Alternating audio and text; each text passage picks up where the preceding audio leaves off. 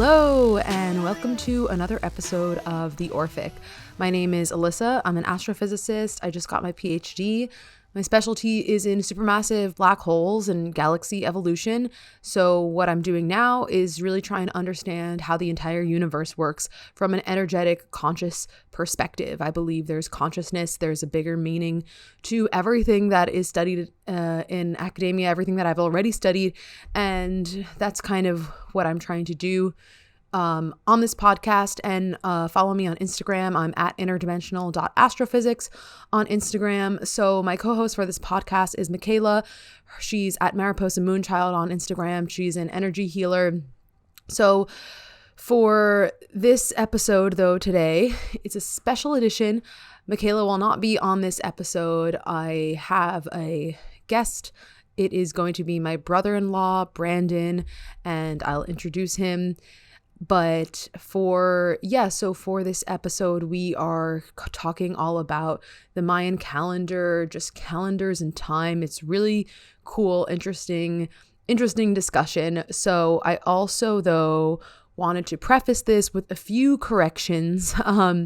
When we recorded this, just a few little things from some of the numbers that we were saying when we recorded this discussion. So I just wanted to add some corrections. So this will make sense and hopefully incentivize you to continue listening to the rest of the episode. But a few things to point out. So one, we talk about these natural cycles and ratios. And so a few times in the episode, we mentioned the ratio 13 to 28.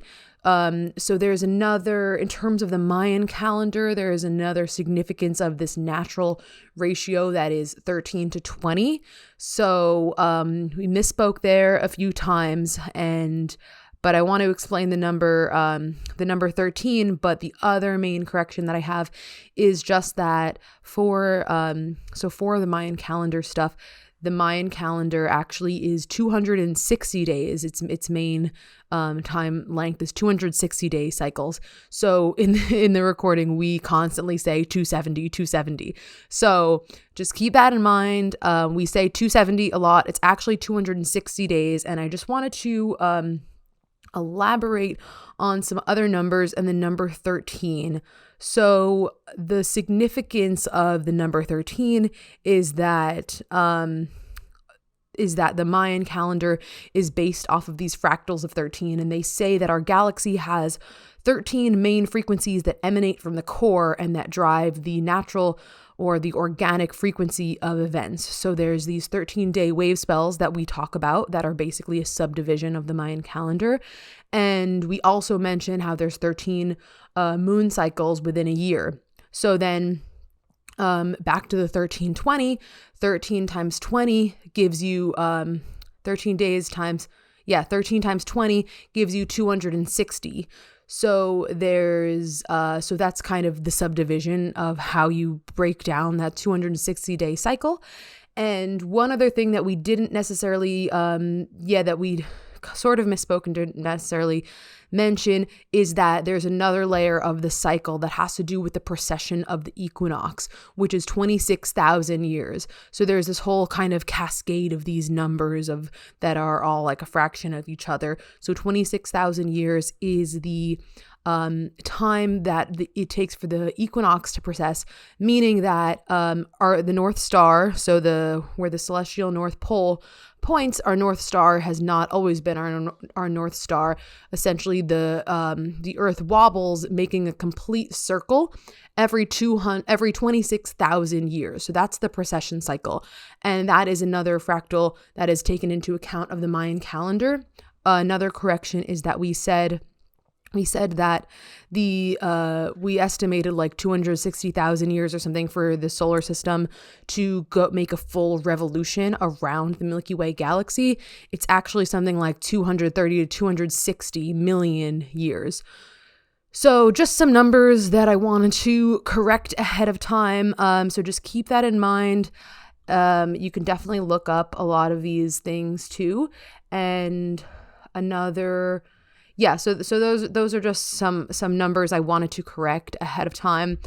And another interesting thing to point out, back to this whole Mayan calendar being 260 days long, there's some interesting patterns that we can point out that we didn't mention in the recording. One of which is the human gestation period is also 260 days, meaning the amount of time it takes to grow a baby in the womb is 260 days. So that is really cool. And then another thing, back to the 13-20 ratios, there's some cool naturally repeating things in nature. So the human, we have 13 major joints and 20 fingers and 20 fingers / toes. And so that follows the 13-20 ratios for the 260-day Mayan calendar. So I definitely hope that you stick around for the discussion on the Mayan calendar. I think it's a bit underrepresented in terms of people's knowledge about it in the spiritual community and everything. And I think it's really interesting. Another thing is just mind the apologies for the audio is a little difficult, or maybe not the entire recording. Maybe the audio is not as great as it could be. This is our first time doing a recording of two people in the same room because, me and Mikayla are on opposite sides of North America. So this was the first time I was introducing a new technical aspect of recording in the same room as someone. So there might be some a little bit of audio issues, but overall it sounds pretty good. So thanks for bearing with us on that. And on that note, I will play the conversation between me and my brother-in-law, Brandon, and be sure to give us a rating, review, subscribe on YouTube, and follow at the Orphic Podcast on Instagram. And yeah, thank you. Hope you enjoy.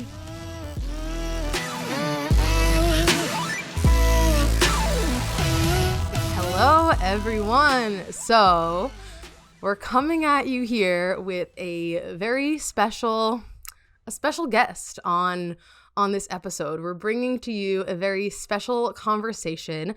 I would like to introduce my my brother-in-law. Brandon is joining us on this episode, and I'm gonna have him introduce himself in a bit. But in general, for my relationship with Brandon as my brother-in-law, he's someone that is I'm very close with. He's on the spiritual path. He has a lot of wisdom, is very interested in gathering a lot of information. And just for many years, Brandon has been someone that I can have really intense conversations about space and time and the universe with. And we always joke that he sends me all these. I've talked on the podcast before about how I don't really read books, but we always joke that Brandon always sends me things to read and I never really read them. But we laugh. All right, so Brandon, take the floor. Just introduce yourself a little bit, and I would like you to kind of describe your interest in any of this information and kind of say a few things. It's funny. I spend so much time reading and thinking about these things, but I don't really talk about them very much. So it's kind of odd to actually say it all out loud. I don't think I've ever told a story about my spiritual journey to anyone. And yes, exactly. Which is why it's cool to have, and I've told you, that's what I've loved about this podcast. It's really cool to have a space to tell your story and tell your journey and talk about it. And also, having a space I may hear myself say these things for the first time. Exactly. Out loud, and that's what's cool about, we set up a sacred space before we start recording. And so anything that comes through is divine, of divine origin. We're both essentially going to be channeling things in real time while we're speaking, whatever is meant to come through. So it's cool to just have a space to just let your thoughts go, right? Yeah. So maybe my story would be I'm a seeker of experiences, and I think that I never really thought about spirituality very much, but let's say it was traveling to places or eating foods in restaurants or just, finding interesting music. And I think through that aspect of my personality, as I became an adult and I came to understand the world and start to see all the different perspectives that are out there and all the different experiences people were having. I think I became fascinated with philosophy and spirituality as a whole new set of experiences of life. And once I had some of those myself, I think I never really turned back, Right.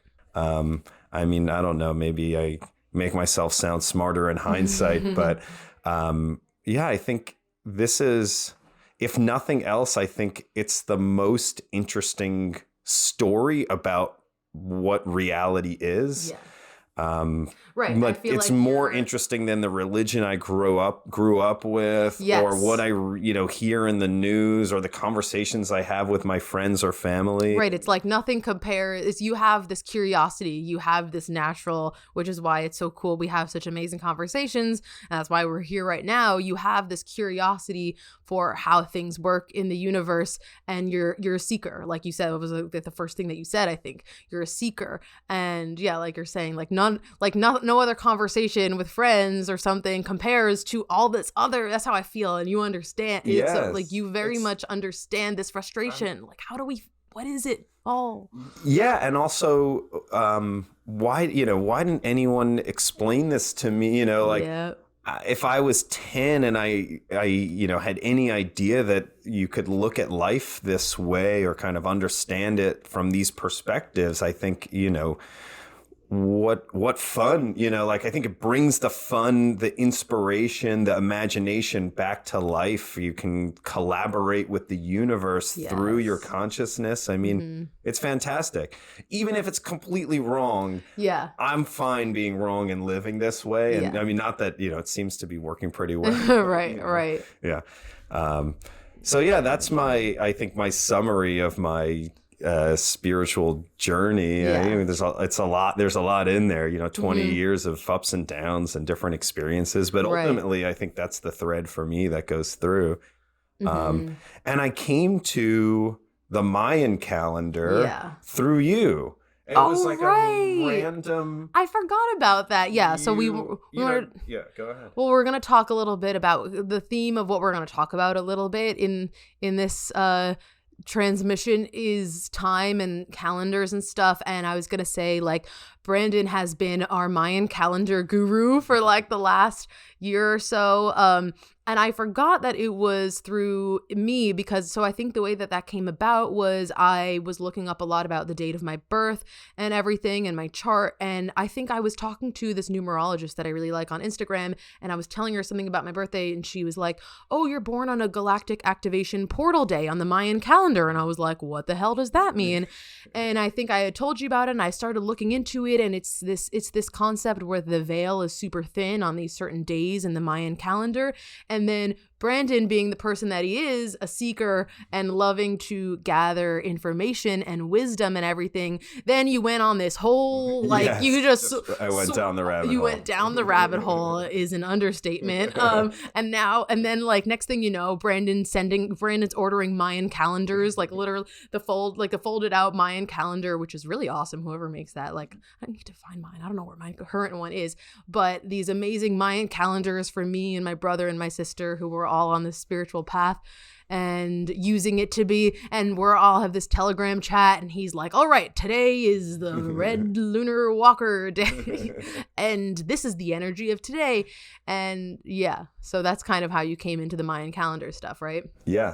There you sent a picture of a little glyph, and you had some description of what it was. I looked it up and I thought, what is this? A whole, here's a whole other version. It's not astrology, but and I'm also fascinated with ancient cultures, and particularly things like the Mayans and the Egyptians, the pyramids, the spiritualities that was there. So much there. All of the crossover with potential, with higher consciousness or extraterrestrials and all of those stories. And so And then to find that there was a spiritual community that was kind of like continuing that tradition or that wisdom, but had evolved it and expanded it into this modern version of the calendar. And the whole thing was so fascinating. And then, of course, which is my favorite part of spirituality, is you experience it.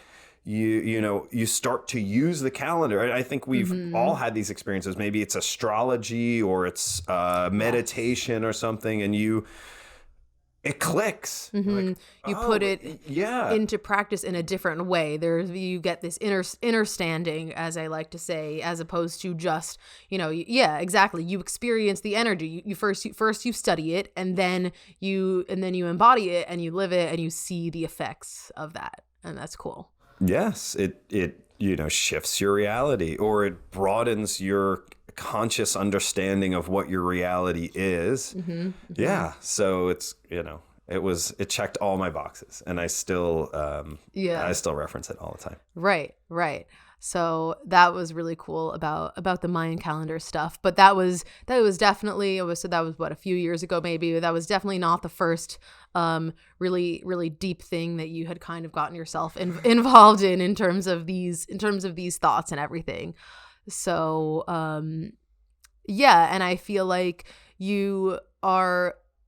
so far, at least in life, because we don't know where your life path and career are going to take you, but I feel like so far you're a cool example of having been someone in the standard like corporate workforce that brings this aspect. You bring you're like a hidden secret guru of not that anyone is an ultimate guru, but it's like you kind of you're in the corporate world, but you're trying to bring this energy and bring this frequency of unconditional love and understand and help, and you're very good at guiding people, and you're very good at offering this kind of spiritual wisdom and advice. And Brandon has been a very good, mentor, just extra voice for me, and my brother. And you have, and it's cool. It's awesome.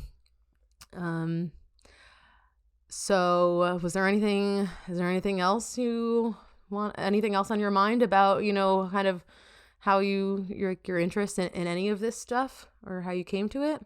Just a comment on what you just said. I think that managing that those two worlds, that kind of dichotomy, people have been dealing with it for a long time, but I would say it was more like traditional religion. You might have someone that was very deeply Christian, Catholic, going to church all the time, praying every day, and also going to a corporate job and trying to find their way to, fulfill what they thought there was the way to lead a pious and religious life and also be at work. And it's difficult. I think, the corporate world doesn't want that there. Right. And this is a huge topic, because a lot of people can relate to this. People that don't have a spiritual career path, but then happen upon a spiritual awakening, and you want to bring some aspect of fulfillment and some soul fulfillment. You want to feel like you're bringing something. You want to be yourself. You want to be yourself, and now yourself is bigger. It's more than just whatever output you can create on on your computer. And how do you do that? How do you find that balance and kind of navigate with all the interpersonal interactions you're having? And totally, it's been a real challenge, but also a source of a lot of I think growth for me, and finding ways to be myself in that situation to the extent I can, without pulling out my Mayan calendar in a meeting and being like, we should pick that day for go live of our project because it's a gap day. Right, exactly. But then when it just lines up and they're like, oh shit, our project is going live on a gap day. I'm like, oh, okay, well, I'm doing my job, I'm bringing my whole self. Like the alignment is there, even if I didn't have to, put it on the presentation slide. Yes. So. No, that's such an interesting point and a cool point. And just, and so gap day is a galactic activation portal day, which would be, in the Mayan calendar, kind of when the energy is most ripe for and significant. But no, it's true. And it's very much a thing that's so relatable. You're expanding, your mind's expanding. And how do you not restrict yourself in your work environment and stuff? But like you said, a lot of things are happening, and we see in us all in communication about these things with the Mayan calendar and these certain, and we see it through ourselves. We talk about it and we say, oh my God, like I'm having a huge day on this day, and all these things, they line up. Yes, and they line up. Yeah, that's the magic of it. That's the magic. And that hopefully this is where our lives are evolving, is that it doesn't have to be this tension of these two different worlds that, as my career evolves, and hopefully as all of our careers and our lives evolve, we evolve into places, into groups of people, occupations, whatever it is, that allow us to be one person and not two people or three people or however many different people you have to be in your different social settings and family settings and whatever. Yeah. So that's one of my intentions that I set on a regular basis is just having the path go in that direction. Yeah. It's important to that, especially the time that we're in right now. And, I've talked about it on this podcast, and I'm experiencing it myself, not moving into being one version of myself. And this is exactly how I felt as being in academic astronomy, academic astrophysics, while one half of my brain is expanding to 10 dimensions, and I'm still here living when I was still in my PhD program, living my same life, being like, how do I reconcile where the expansion that my brain is undergoing right now? And I'm currently only just now moving into a place where I can be, where I'm pushing myself, and it's difficult to be one version of myself. And this is my personal growth lesson in this time period. What we're doing right now on the podcast. Exactly. Yes. And it's cool. I think that was a good segue to kind of what we want to talk about in terms of even like the natural, like you were saying, we were talking about how like things with the Mayan calendar kind of just naturally align to when these big events happen. Divine orchestration takes over, and hopefully we're moving towards a time where we're breaking out of these unnatural cycles, or these unnatural time. What am I trying to say? Unnatural progression of things, because what we want to talk about too is that there's a grander energy at play that's orchestrating when is the divine timing for this and this to happen, and how does the energy of this week and of this cycle is all building up towards this one other big thing to happen. And it's all about working with the universe, working with the natural cycles, and working with the divine orchestration of the universe for things to happen in their divine timing. And when that happens, things are more in alignment, right? And things happen more easily, and there's less efforting. And so that's kind of what we want to talk about a bit. Like Brandon has some thoughts, and we're just gonna flesh them out, and we're just going to talk about time and some other things that Brandon has, learned about. And we're just going to kind of bounce off some things. Right. So. Yeah. So time.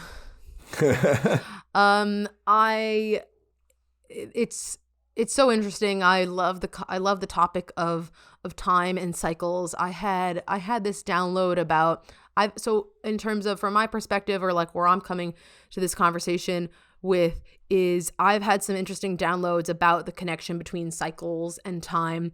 And my big issue with the current astrophysics, our current understanding of astrophysics is it assumes linear time.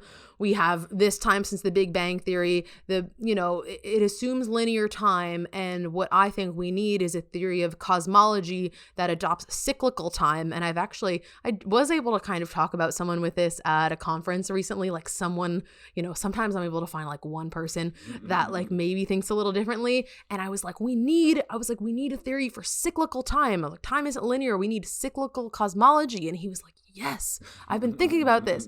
So it's, everything is cycles, and nothing is fully linear. So that's kind of my where I want my thoughts with astrophysics to go in terms of we assign timescales to things, and I think it's kind of just shifting to reframing it in terms of cycles.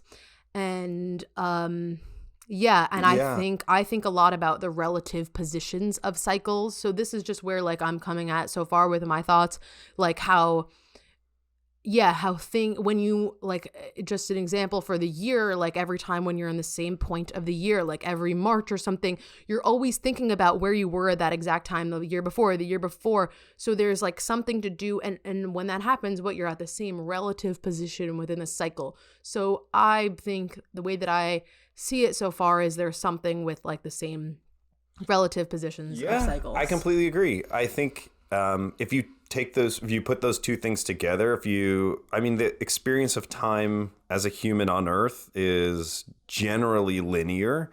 When you change your states of consciousness, it changes. Mm-hmm.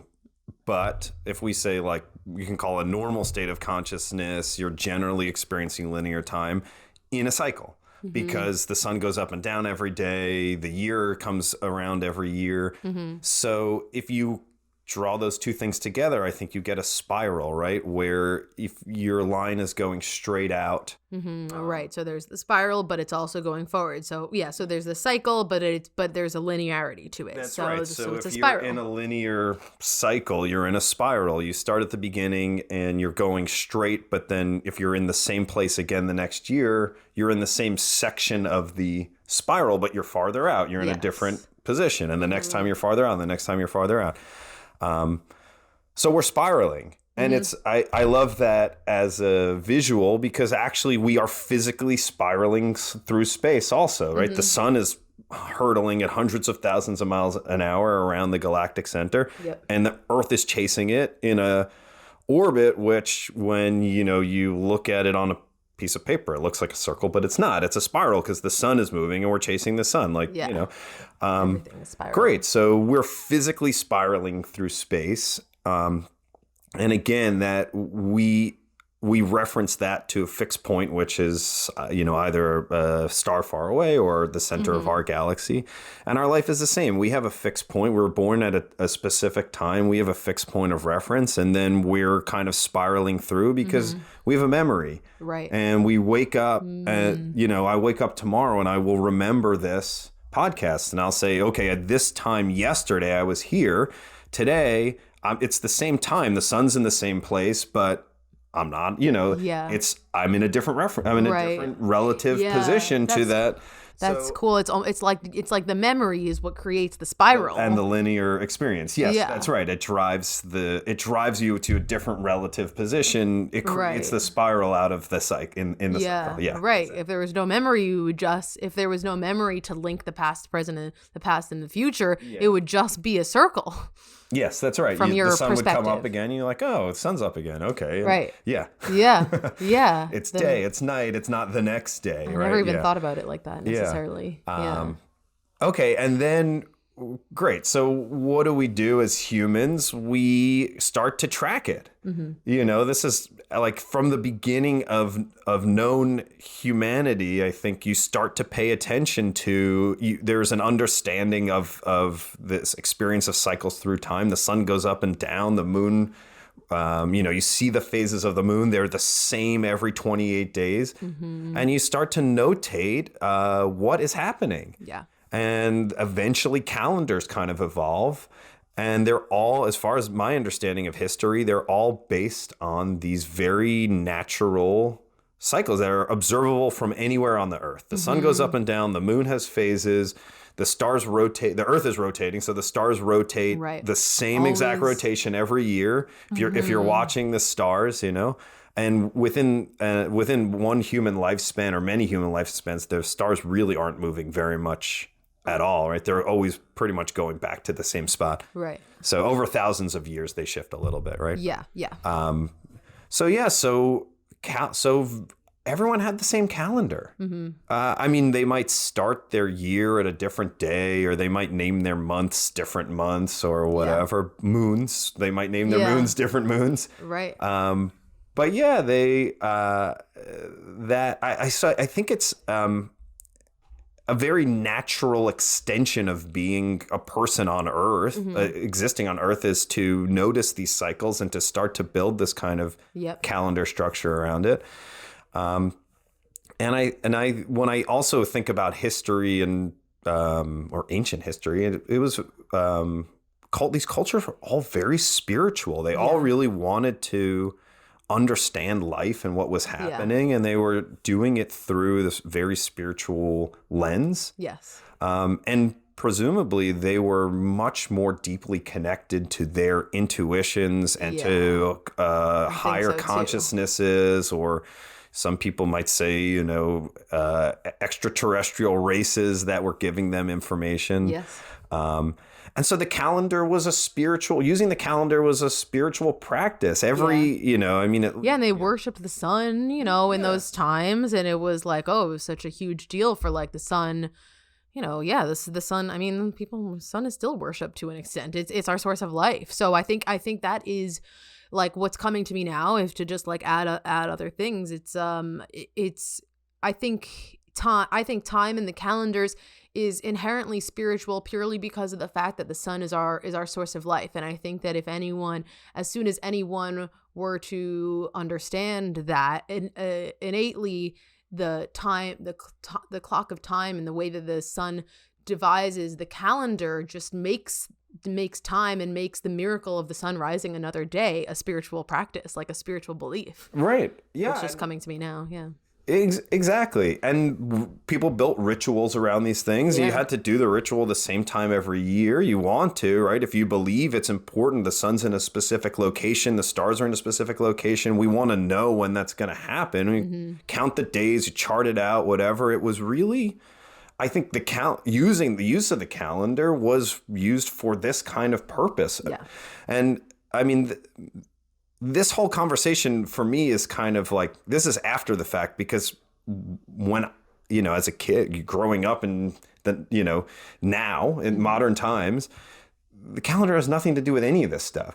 You're shown a calendar just so you know whatever day, whatever thing is. Like I had no understanding. Devolved. Yeah, they're just completely disconnected from all this stuff. So it's exciting to me. Maybe this sounds obvious, or maybe for some people not all that interesting. It's mind blowing. It's fascinating for me because I never made any of these connections. I just had a calendar on my phone or my computer or whatever. I'm just looking at days, times. Whatever. It keeps tracks of things. Great. Like I'm putting no... time has been, it's been demonized too, in a sense. That's right. Of course. I mean, it's time, the concept of time and even calendars and everything. It's such a huge topic, and everyone says time is a social construct, and it's been weaponized, and it's weaponized in our current society.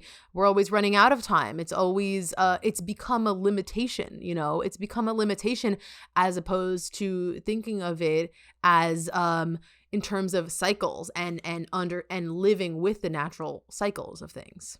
Yeah. So continue what you were saying. Yeah. So that's why I'm still excited about this stuff, and happy to talk about it with you and share it to the extent that anyone else is interested. The part of my spiritual journey, and I think for many of us, is trying to get back in line with nature, to the extent we can realign ourselves with natural ways of eating, natural ways of living and thinking. And it's huge.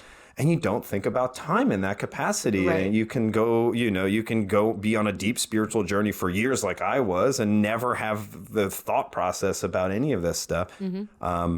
So to have found this this source of knowledge, this aspect of perspective on time, on calendars, and tying it back to spirituality, modern spirituality, was awesome. Right. So yeah, can I talk a little bit about what that is? Yes, please go. So we know these videos now pop up on my Telegram all the time. Yeah. But so maybe this is more common knowledge now, but not necessarily. 12 months nothing about the modern calendar makes any sense. Yeah. No, talk about it, because I've heard a lot. My context to this is, I've heard a lot in the last few years about, people have said that there's actually should be 13 there at least. Okay, maybe that there should be 13 months. You talk about that, but especially that there should be a 13th zodiac constellation, Ophiuchus. This is what I've heard. There should be a 13th zodiac constellation. And so for context, in terms of why the zodiac constellations are the zodiac constellations, is because they move through this path that the sun takes called the ecliptic, which is, the zodiac constellations are the band of constellations in the sky that the sun actually moves through, because the sun moves along a certain path, and when you keep on plotting it, it actually kind of looks like, which is another thing that I found on itself is weird. It goes in a little bit of an infinity shape. It's called the ecliptic path, but it goes a little bit like that. And so this is kind of what sets the zodiac, or what sets this. And, always still the reference point, and the way that I'm always thinking still, is everything is around the point and the sphere, and, kind of the equatorial region, or just in a band, in a circle. Everything is kind of cyclical and circular. So that's what I know about, like, the 13, but I don't know that much about why the 12 to 13. And yeah, so what have you gathered? Or what I don't know exactly. Or like, why is the 12 month like bullshit? Yeah, well, it just doesn't align to anything, right? This is the modern calendar is aligned to nothing. There's nothing about your experience on Earth that would make you think that the year needs to start on January 1st. Yes, at that right. moment, and that the first month should have 31 days and the next month should have 28 days. And it's just there, you kind of have to ignore it, and you have to use some documents to constantly check how many days and whatever, because there's nothing about life that is, intrinsic to that. And you can, without going too far down any conspiracy path, I think you could say that it disconnects you from nature. Now, you could 100%. Also, I think a lot of people would say, well, that's on purpose. Yes. I would say that too. Yes. We don't shy away from that on here. But, if we put that aside and say you really can't make sense of it. And it's like the durations of the months, the names of the months, the start of the year. Yes. I mean, people say, from what I've learned, the true start of the new year is spring. The astrological new year is the new moon in Aries, which is usually in March. So in astrology, this is what would be considered the new year. And this is moving towards working with the natural cycles. The new year is spring. It's when things are born. I do think that the calendar is designed to pull you away. Like, why is the new year in the middle of winter when I've been really embracing recently, especially because at the time that we're recording this and when it will be released is spring. And I've really been embracing cycles in so many ways in the seasons. And we need to work with these cycles. Winter is a time of hibernation. Winter is a time of withdrawal. And that's exactly what the plants in the animal kingdom do. And they withdraw. And then spring is a time for blossoming and new beginnings and emerging from the cocoon. And I am starting to put myself in tune with this a little bit more. I'm starting to understand, like, I'm only now really recently starting to understand why, like, oh, that's why every year in March I feel this new bloom of energy, and this always new opportunities are always happening in the spring for me, and like April and May and stuff like that, always new. And that's because that's working with the nature. It's working with are cycles. Yeah. And you would, I think, reasonably obvious, the calendar should also synchronize with that. So, the moon almost exactly goes through 13 cycles of phases with when the Earth makes a single rotation around. Like within a year, you get 13 cycles of the moon. So why 12 months? What, yeah, obviously, like right. Oh, that's where the 13 comes from. I should know this. Right, because so the 13 times 28 is 365, like give or take. Yes. Yeah. And it's like, yes, and that's why I do think it reminds me of how we might talk about this too, of how they kind of purposely changed some music, turned from 432 hertz to 440 hertz. It feels like almost this shift to just a little bit off. Yes, that's a perfect analogy. Yes, that it's like just a little bit shifted and of course not shifted a full cycle. And this is a lot of what I think about everything. The way I describe things a lot in terms of my downloads is wavelengths and the full cycle of one wavelength, and how when it's just a little bit offset, that's a dissonance. But if you move it over a full phase, that's alignment.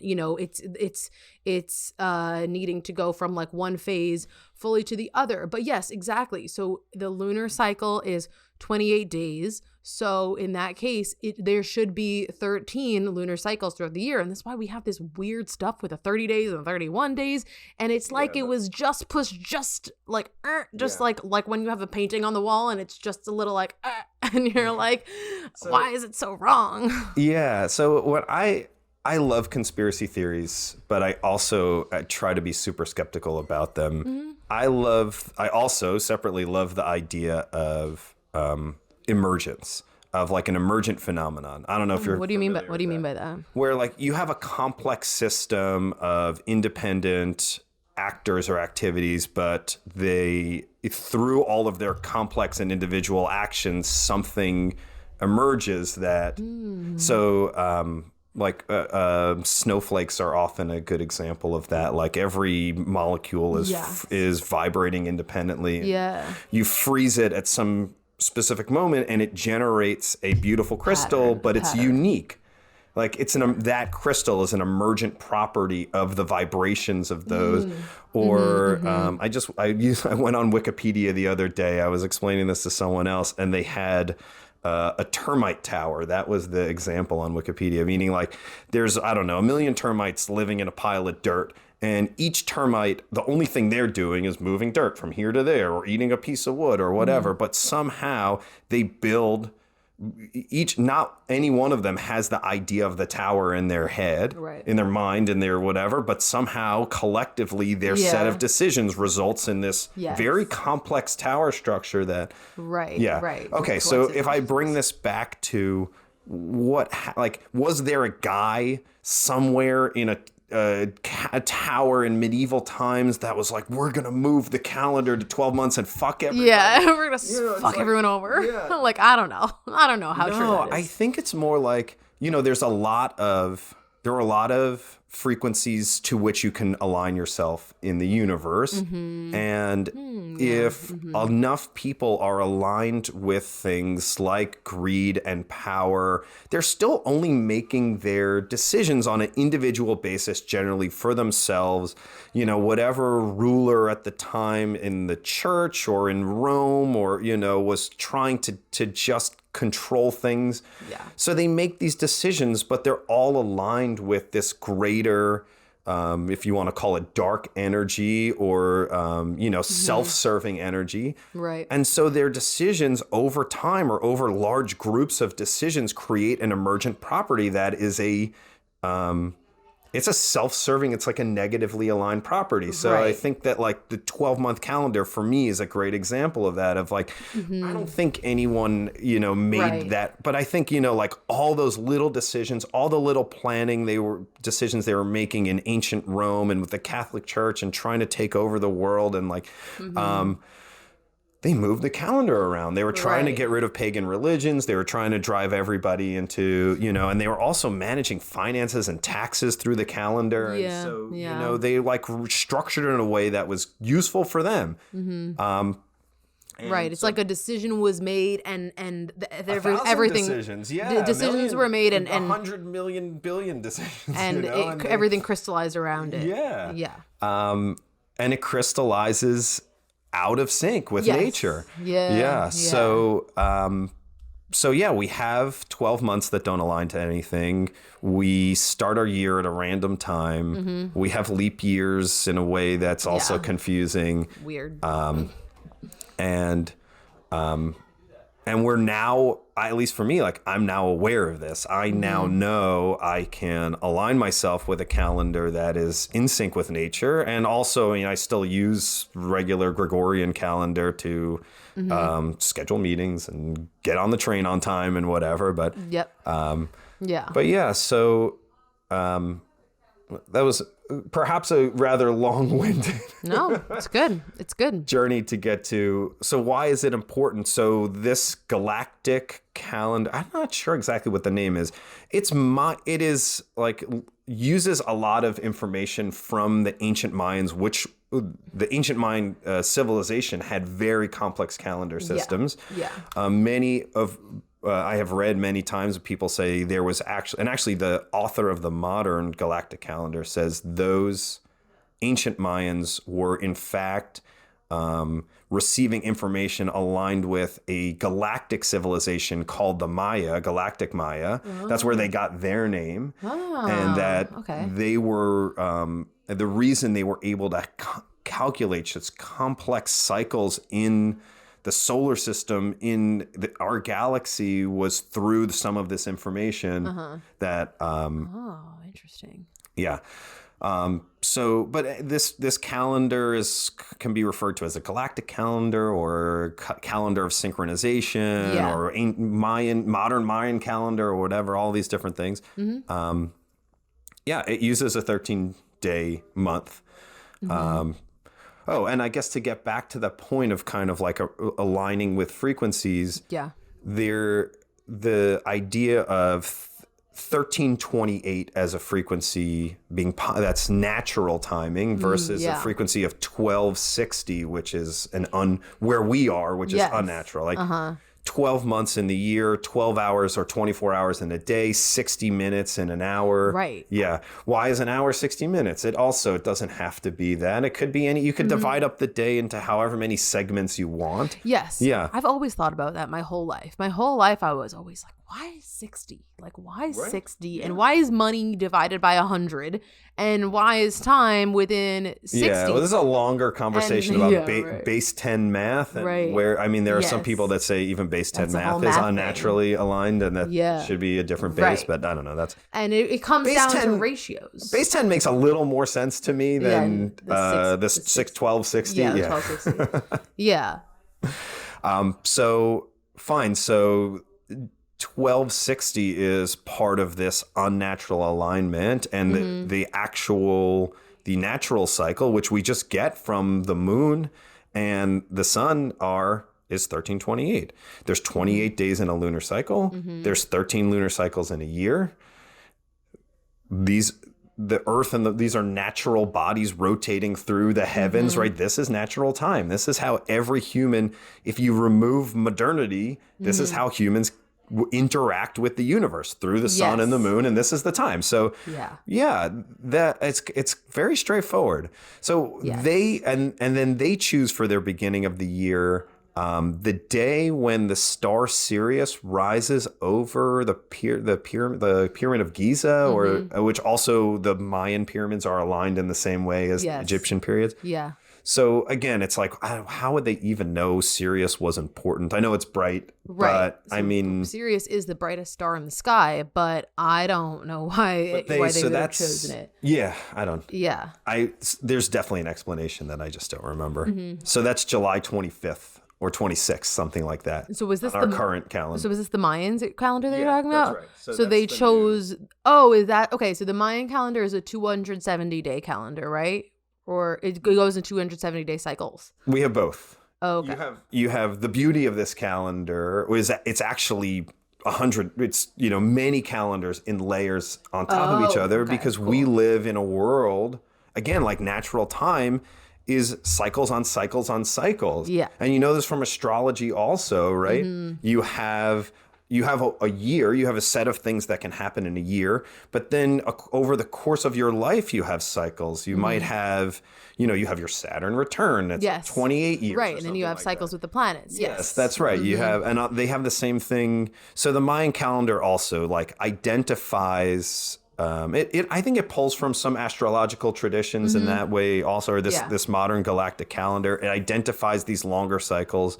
So you have your day, you have your right, yeah, because there's. All right, so should we talk about the Mayan calendar for a second, or while we're on it? I guess. Tell me if I'm coherent. Because so in terms of the ratio stuff, I'm still kind of also fixing it. Okay, so it's like we have 1260 is what we have. Is that what you would say? Yes. And then the natural one is 1328. And so yeah, I mean, you can imagine 28 hours in a day instead of 24. Right. Yeah. It's not that far fetched. Yeah. Oh wait. So would that be? Yeah. Okay. And so you said the Mayan calendar starts, so like the first day of the Mayan calendar is in Sirius rises over a certain pyramid in Egypt. Yes. When the star Sirius is at a certain point in the sky. Yeah. Which apparently corresponds to the vertical location, like the apex of one pyramid. Yeah. One or two pyramids. Yeah. And I think that, I think that doesn't necessarily. I think that they obviously had some spiritual connection. The Mayans, when they created this calendar, that's why it's so interesting to me, because they were receiving higher wisdom. It was not just coming from themselves. And I think that too, we have other inherent soul connections to other stars in our galaxy besides just the sun. And I think there are other special stars. I think, for example, one of them would be the Pleiades constellation, would be Alcyon in the Pleiades constellation.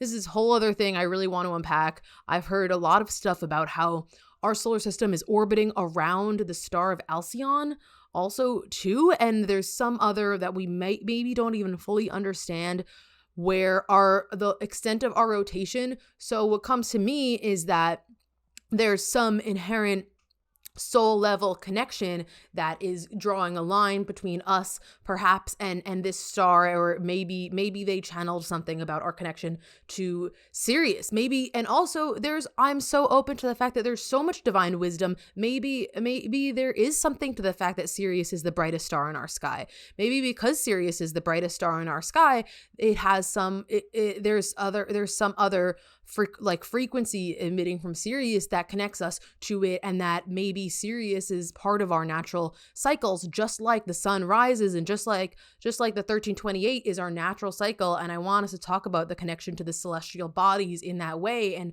why is that natural for us? Because it's the sun rising and setting, and inherently our magnetic fields are all connected.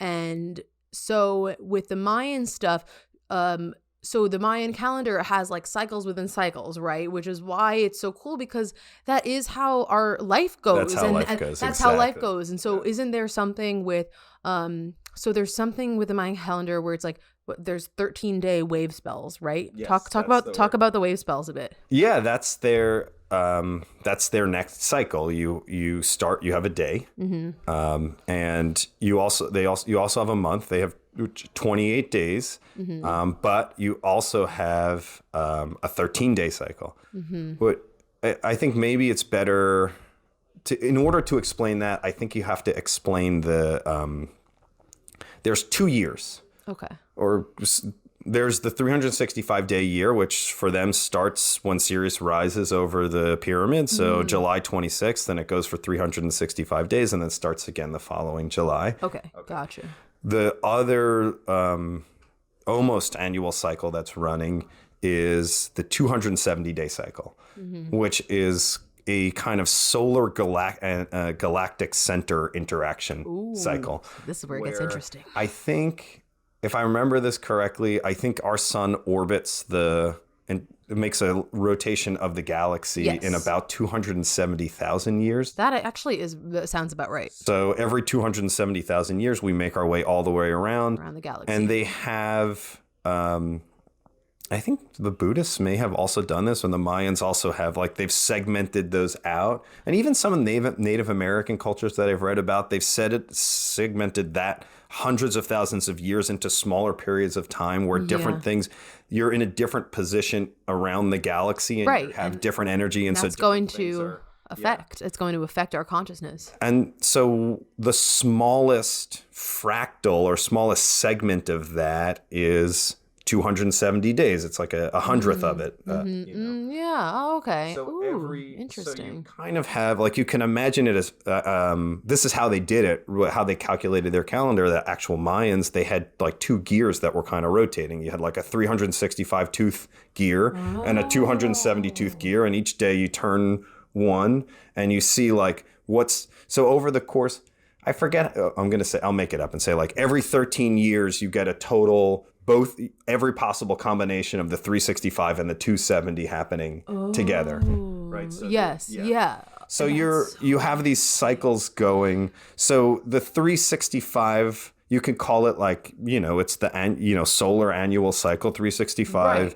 That one they track just like we do, just like everybody, year, month, day. And then you have the 270-day cycle, which which is a fractal of this galactic rotation. So the idea is essentially like every 270 days, the sun and the galactic center and the Earth kind of experience the full set of different energies that can occur in that larger full rotation as like a fractal.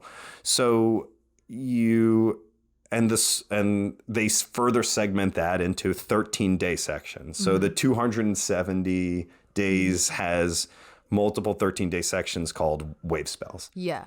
So it's complicated. You look at this calendar and it takes a little while to really comprehend.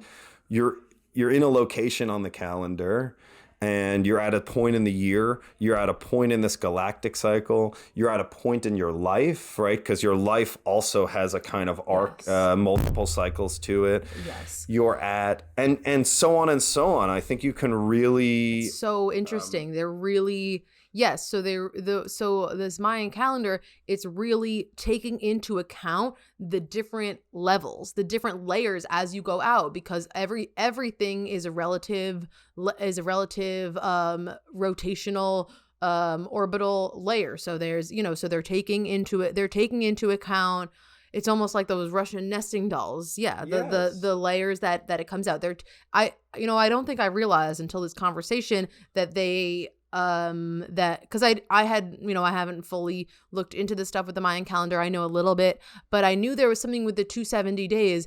But okay, yeah, and so they're taking into account the sun, because the sun's our source of life, and that would be like maybe one of the most localized aspects of our cycles. You're taking into account the solar cycle with the 365 days, but using Sirius as a reference point. That's right. And then and then you're expanding it out, and you're using the cycle of our rotation around the galaxy and the 270.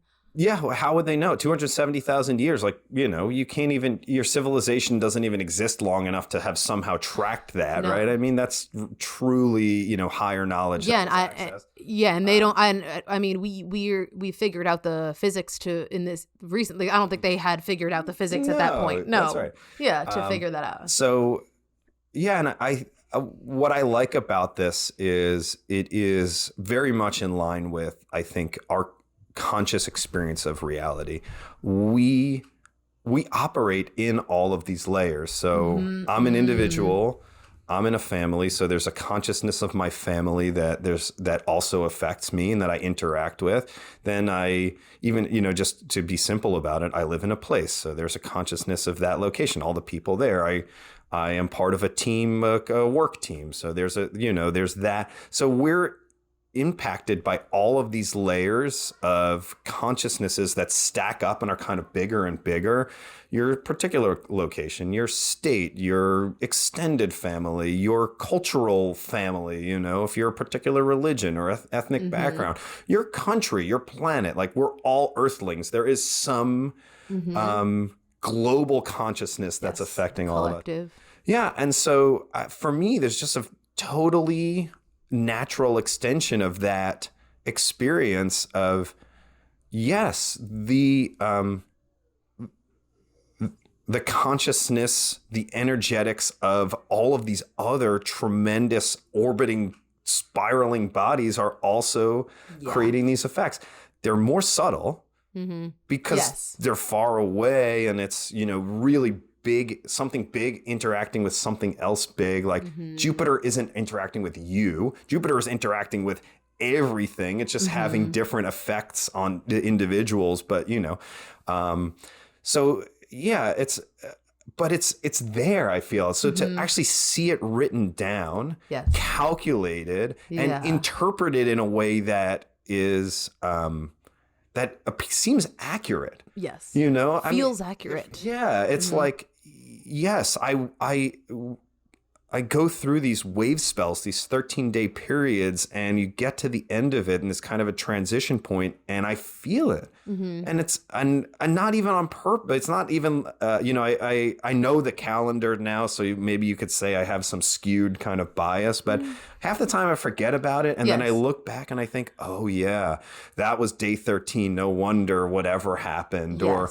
yeah, that was the beginning of this particular month or the end of that month. And then there are these galactic activation portal days, which I'll follow a different pattern along the calendar. They're in the 270. They're not in the 365. They're in the 270 because the 270 is aligned to, is the fractal of the galactic center. Yes. So, but you know, how exactly they chose which ones, I don't know. Yeah. But yeah, you feel, sometimes I really feel it on that day. I do too. And then also you have the typical astrological stuff, which fits into this, but you feel like full moons, you feel it. New moons, you know, like this is, I think, a very lived experience that if you give yourself, if you're open to it, it's there. And it's, and that's been, I think, for me, the most amazing part about spirituality, about learning these things, is I'm not forcing it on myself. It's a reverse. It's like, I'm getting better at allowing the experience to be more present, to be more real. Like, what is actually happening, and like less interpretation, less filtering of all of the different things that modern life is telling me. And then I reference it back to what I might have read in the news versus what I might have seen in an astrological chart or this galactic calendar. And every time the galactic calendar is giving me much more useful interpretation. Yeah, right. You know. So the 13-day wave spells, is there like a different, there's a different theme to each of them, right? Is there like, what's your understanding? It gets very detailed. It gets very complicated, but is there some way to explain like what the, like from your experience and from what you understand so far? I'll try. That 270-day calendar is a matrix. It's a grid. So you have across the top a set of the Mayan glyphs, or symbols, and down the left side you have another set. One of them represents different aspects of the sun, and one of them represents different aspects of humanity, or of maybe you could call it like consciousness. And so they're so at any point in the 270 days you have an interaction. Ooh, so when you're on like we'll put a picture up, by the way, before we're talking about white resonant wizard. So white wizard is let's say on the left side, and resonance is on the top side. So there's 13. Like that's right. So you have 20 days, you have 13 across. That's how you get your 270. Right. And so, yes, every day you're experiencing some combination of like solar energy and galactic consciousness. And so they have 13 names for the different galactic consciousnesses. They're like crystalline, resonant, magnetic. I forget all of them. And then you have these different images which represent the solar seals, I think they're called, like white wizard, white mirror, white dog, red earth, red moon, blue eagle, blue monkey. I forget all of that. So throughout your 270 days, each day there's an emphasis on that particular energetic confirmation. And in this modern galactic calendar, there's a affirmation that goes along with it. There's a set of energetics and kind of feelings that might be emphasized on that day. And so your affirmation is, right. Yeah. So it's so interesting. It's so interesting the way that the Mayan calendar is designed to, like, yes, and I'm gonna put a picture of this on the YouTube also for the way that it's set up with this grid and with this 13 days across. And it's so, at least when you compare it to the Gregorian calendar or even to a 365-day calendar, it's like what we don't like. I guess each week maybe goes with the phases of the moon and the wholeness, or the if the moon is half or the moon is completely dark. So it's that, but this is tapping into a higher and extra dimension of affecting our consciousness. And it's done so very intelligently with this kind of intersection technology, with this kind of intersection. And it all has to do with this motion, right? Like it clearly, because it's taking into account the intelligence of our motion around the galaxy, and it's taking into account the fact that the black hole at the center of our galaxy is affecting our consciousness.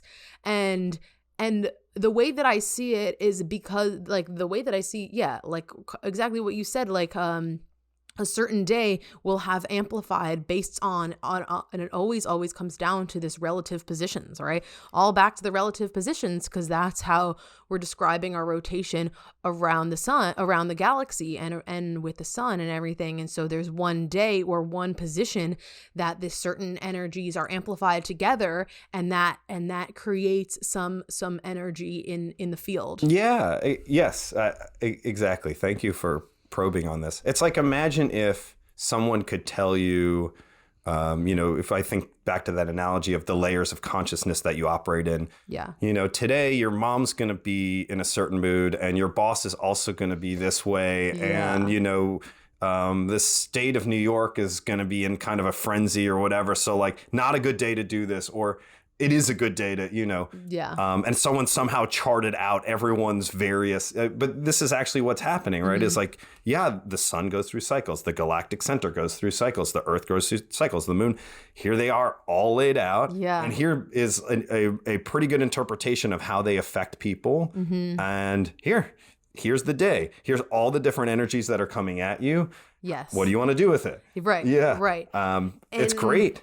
And so I'm so interested on these galactic activation portal days. And so when we visualize this calendar, this grid, 13 across, 20 down, right? This giant grid. The galactic activation portal days are days when the veil between the physical world and the spiritual world is the thinnest. So that is kind of an explanation for what these portal days are. They're days that the veil is very thin. And the way that these portal days are organized throughout the calendar is it almost goes like a zigzag infinity shape. It goes like it goes like in a zigzag, and it goes like out and then back in. And there are two maybe sets of time. So usually the portal days come in spurts of 1 or 2 at a time. So within a 13-day wave spell, there will be maybe one or maybe 2. They're not usually, they're usually consecutive. Well, so there's other times where there will be a few times within the 270-day cycle where you have like 6 or 7 consecutive galactic activation portal days. And then right? Yes. The three columns in the middle of the 20, if it's like, I don't know, 9, 10, 11 or something like that, or have a lot of, one has none. the pattern of gap days is like a mirror, so it's the same on two sides, and the central column of the grid has no portal days. Like, it's called like the mystic central column, and then you have the and so like the shapes of everything and the shape of infinity, which is a closed circle connecting at this intersection node point, is so significant. And so when I first looked at it, I'm going, why is it that the shape that it takes within the calendar mimics the shape of an infinity symbol in a way, this zigzag out and in, and also it kind of goes back to the shape of DNA and this connective pattern that everything is in, and then and then there's those consecutive days. And so it's like, what's happening in those consecutive days? Are we in a specific stream of energies from the galactic center, or some combination of energies and stuff? Yeah. And then, it's a 270-day cycle. So it's not at the same point every year. Right. It's happening. Those rotations are happening faster than the 365 days. So it's shifting. So as your life is moving, as the years are going through it, they're occurring at different times, and they're in alignment with other cycles that aren't the Earth cycles. Things that you don't know about. Yeah, exactly. I have gone, like, I remember one of the times that you first sent us the Mayan calendar, I was procrastinating doing my work. I spent like a few hours and I went through it and I looked at all the galactic activation portal days of the past, and I used my phone, my photos on my phone to go and look through and see what I was doing those days. And I remember piecing things together and being like, oh my God, I was going crazy on those days. Like, I really remember those specific days, and especially the ones that were the full weeks. And I haven't done this in a while, but I'm sure if I haven't looked, I think because I lost my Mayan calendar, like the ones where there was a full week of a portal day, I remember, or I pieced it together using the photos in my phone, but I was like, oh my God, I was losing my mind that whole week. And not to say that every single time is just losing your mind, but it's coinciding with some intense stream of energy that is not even necessarily just coming from the sun, that's coming from the higher levels of consciousness that are affecting us on this earth. And yeah, and it's crazy. It's really cool. It's so cool. Yeah, it's and as deep as you want to go, they have already done it. So a 28-day month is broken into 4 7-day weeks. So each week has energetic kind of alignment. Each of the 7 days is aligned to each of the chakras, and it kind of it's a spiral. It starts the chakras too. and spirals its way out. So you have, again, it's just like layers and layers and layers of it's everywhere. And it's also just kind of wacky. As a side note, this galactic calendar year started on a Tuesday. So every week starts on a Tuesday. So this Tuesday is the root chakra day, and it's also the first day of the third week of the month. So it's a root chakra energy, and it's the third week energy, and it's, whatever the solar seal is, whatever the galactic seal is, whatever lunar cycle you're in, each lunar cycle has its own energetics, right? And then you can start to layer on these longer cycles. Where are you in your 13-year cycle of your life, in your 52-year cycle of your life, in your 413? From the planet consciousness. Yeah. Where's your astrology on that particular day? What are Jupiter and Saturn and Uranus doing? Yeah. It's all in there in a way that it's been extremely powerful for me. And if nothing else, just an incredible reminder. Yeah. I look at it and I just, you've had a busy day, you're using regular time, regular calendars, you're chasing your to-do list, whatever it is. And I just look at it and I remember, oh yeah, it's so much bigger. Life is so much bigger than all of these little things that are, and I can, and it's so complex. It's not the amount of things that are influencing you and that might be creating whatever feelings or situation that you're having at that moment. it's a kind of freedom. It's a kind of acknowledgement that it's so little is in your control, and your job is to learn to flow with all of this stuff. Because you can't, you can't calculate the timing of every action you're going to take and perfect you as a human trying to line it up, pick the day. So you have to do you have to let go. You have to do the opposite. And then you look back and you see, oh my God, it was already aligned. And it's not that I didn't make choices. I have the free will. I make all the choices. I want to do something. I don't want to do it. I go, one way, I go the other way. It didn't really matter. It's like you make the choice, the universe rearranges itself at that choice point, and then it all lines up again until the next choice point, and then it all lines up again.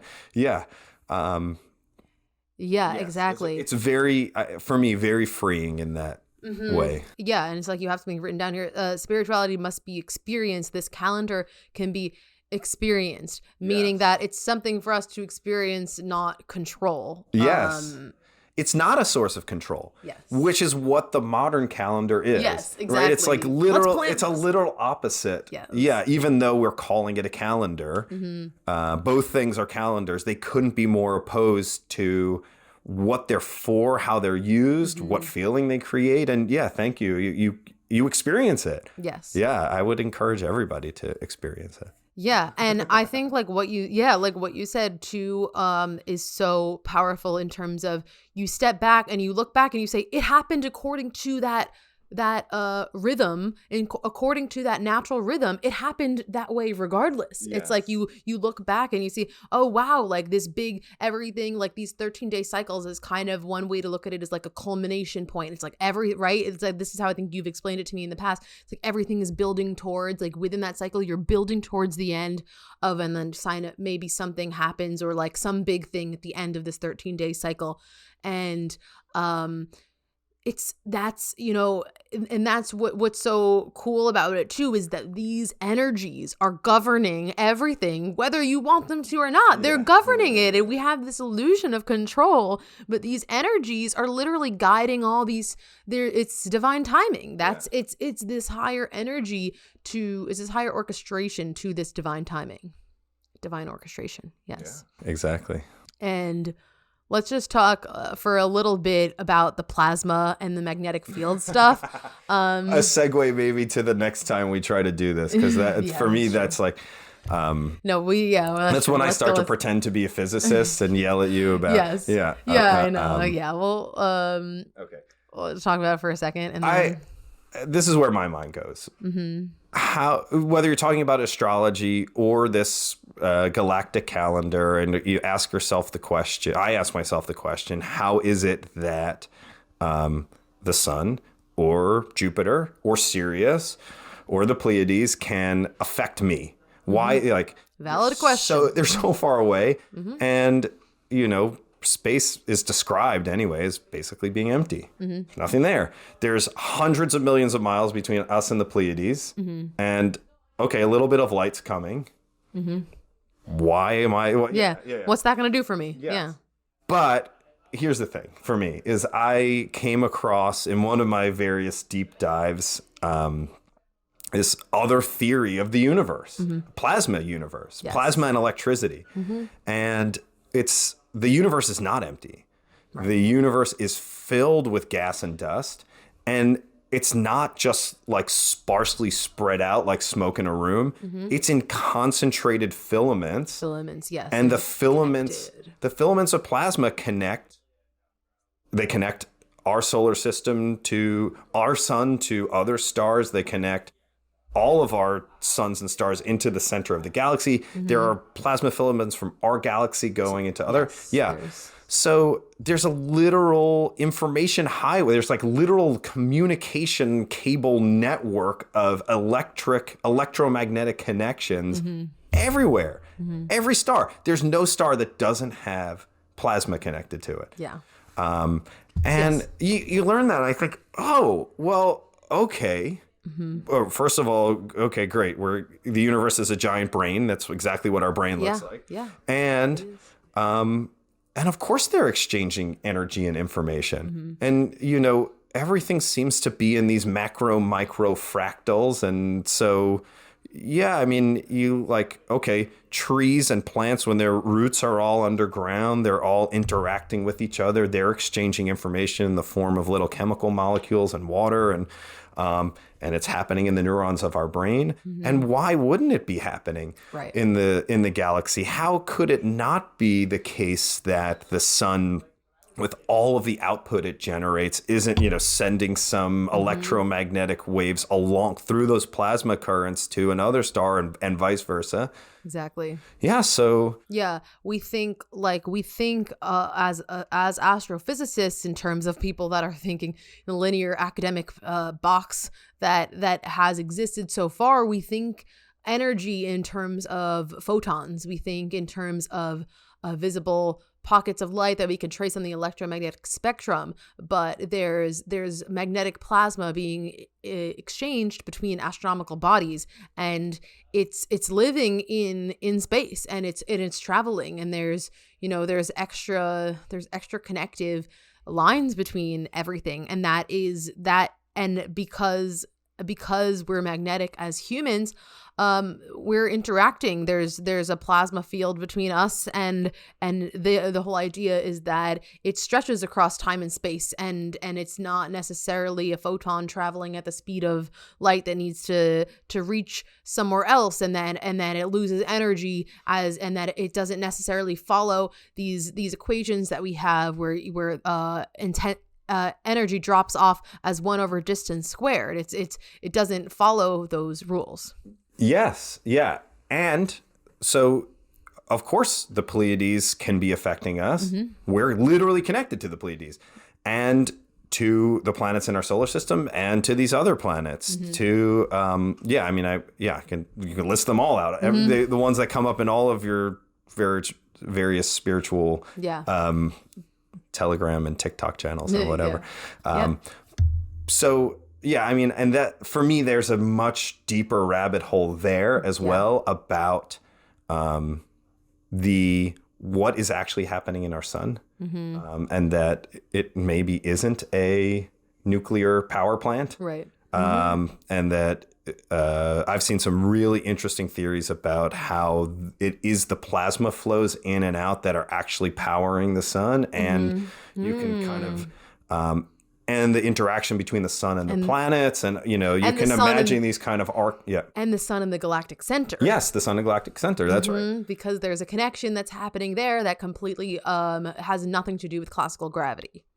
So, and there's 100% a connection between the center of the galaxy and the sun. And those, it's one thing to talk about us and another star or something, but when we talk about the sun and the center of the galaxy, now that's a really freaking big distance. Yes. And that's there's a big distance. Shit in the middle. There's a lot of shit in between.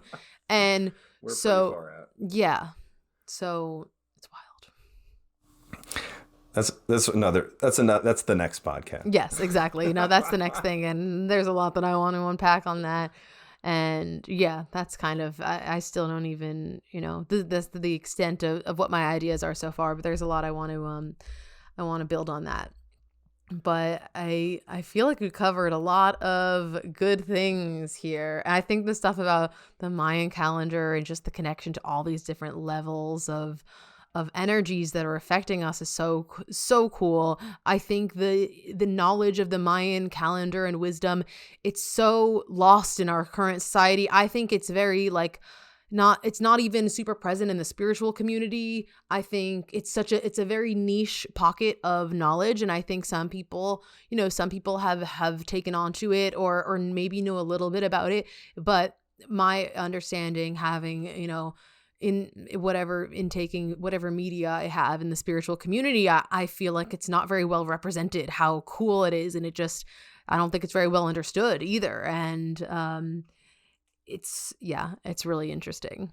Yeah, there's a website called that explains all of this really well. The author, Jose Arguelles, is the guy that had really started the modern movement for this. Is this, so we can put the link to in the bio for how to order. Is this, that's the guy that makes that Mayan calendar that you order? No, there's a person who, the Sky Time, I think. Yeah, we can put the link for that. Yeah, so we'll put the link in the episode notes and everything for how to order this one really cool Mayan calendar that Brandon has been ordering for us for a few years, and it's awesome. There's some really cool artwork. There's some cool information.